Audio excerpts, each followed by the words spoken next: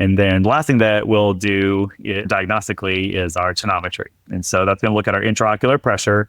And really, that's one of the more urgent things to rule out is glaucoma, because glaucoma is one thing that can blind an animal within 24 to 48 hours in some cases. So if you don't have a tonometer in your practice, I highly urge you to get that, because it is the difference between saving vision for a while in an eye versus them being blind. Talk to me a little bit about acute onset of glaucoma. I don't know that glaucoma pops into my mind as an emergency necessarily, like that type of rapid onset deterioration. How common is that? Glaucoma, I think, is probably the most hated condition in ophthalmology because we don't really know enough about it. There are a lot of different factors that predispose dogs to going blind sooner, and then other dogs may tolerate higher pressures for a longer period of time. It's very patient dependent when it comes to predicting how well these dogs will do.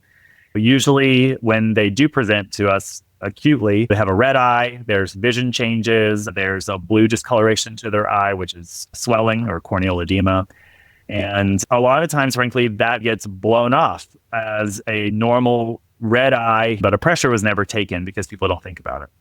And a lot of times it's just because people aren't aware of it. It can be fairly subtle in some cases where it is just a little bit of redness. And so that's why I think that checking tonometry for any red eye makes sense, because the downside of not checking is if you miss a glaucoma diagnosis, that patient's going to lose vision. So if you start to see redness in the eyes, glaucoma is on your list and you're going to check a pressure.